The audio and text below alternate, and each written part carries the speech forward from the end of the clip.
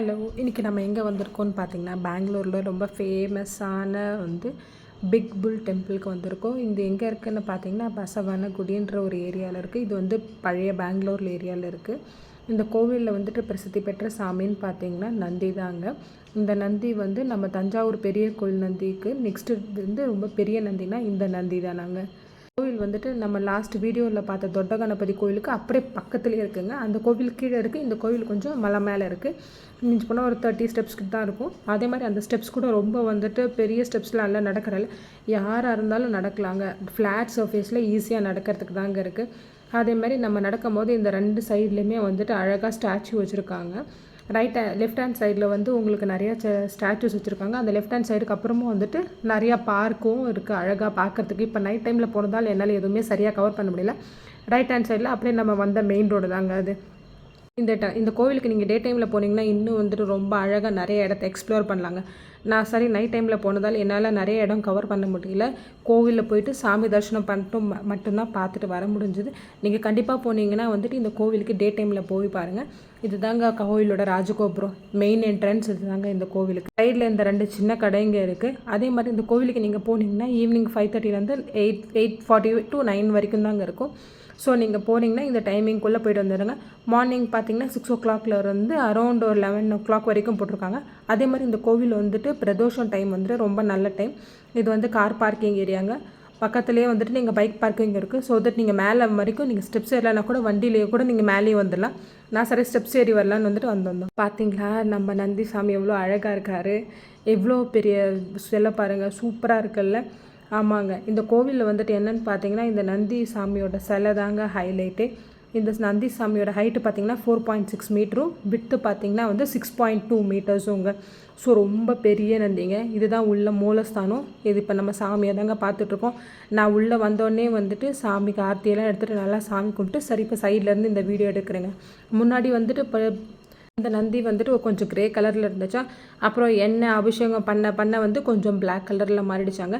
இதுதான் நந்தி சாமியோட back side பின்னும். அதுக்கப்புறம் இவருக்கு பின்னாடியே ஒரு சிவன் லிங்கத்துக்கு நான் ஒரு பின்னாடி இப்போ நம்ம சுற்றி வந்துட்டுருக்கோம். பார்த்தீங்கன்னா பிள்ளையாருக்கு சின்னதாக ஒரு சன்னதி பின்னாடியே கொடுத்துருக்காங்க. அதுக்கப்புறம் பின்னாடியே பார்த்திங்கன்னா அழகாக லிங்கமும் இருக்குது. அழகாக சிவபெருமான் நம்மளுக்கு நல்லா காட்சி அளிக்கிறார்.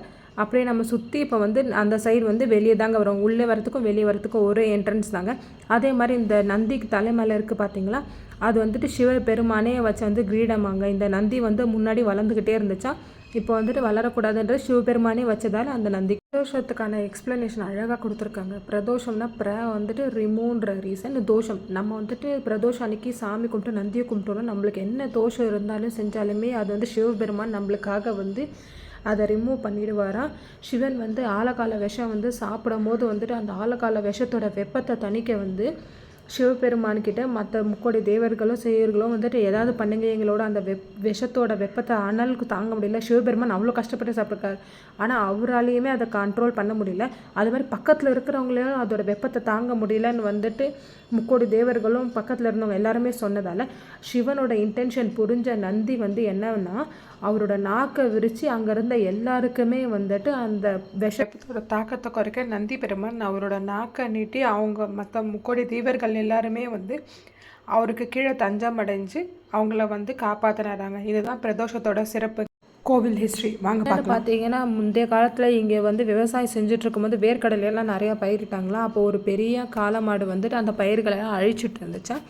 அந்த டைமில் அந்த விவசாயிகள்லாம் ரொம்ப கஷ்டப்பட்டதால் நாங்கள் எதை தப்பு பண்ணோன்னு தெரியாததால் நாங்கள் ஒரு பெரிய நந்தி நாங்கள் சிலையாக சாமியாக வடித்து கும்பிடுறோம் அப்படின்ட்டு கும்பிட்டதுக்கப்புறம் அந்த கோவிலில் கட்டினதுக்கப்புறம் பார்த்தீங்கன்னா அந்த ஏரியாவே ரொம்ப நல்லா செழிப்புமாக இருந்துச்சு. அதே மாதிரி எந்த காலமாட்டிலையும் பிரச்சனையும் வரலையா.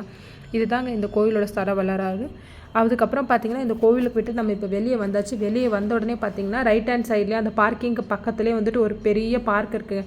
இந்த பார்க்கில் பார்த்திங்கன்னா எக்ஸசைஸ் பண்ணுறதுக்கு ஒரு இடம், ஜிம்முக்கு ஒரு இடம்னு பெருசாக சூப்பராக பண்ணியிருக்காங்கங்க.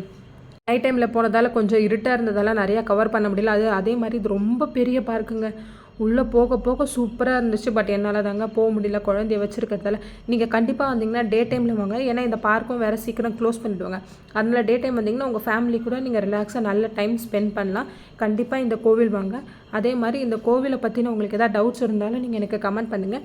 இந்த கோவிலோட லொக்கேஷனையும் நான் உங்களுக்கு வந்துட்டு பண்ணுறேன். நீங்கள் கண்டிப்பாக இந்த கோவிலை வந்து விசிட் பண்ணுங்கள். இது மாதிரி கோவிலை பற்றின நிறைய டீட்டெயில்ஸ் உங்களுக்கு வேணும்னா என் சேனலில் சப்ஸ்கிரைப் பண்ணுங்கள், கமெண்ட் பண்ணுங்கள், ஃபாலோ பண்ணுங்கள். கிளம்பியாச்சுங்க. தேங்க்யூ, பாய், நன்றி.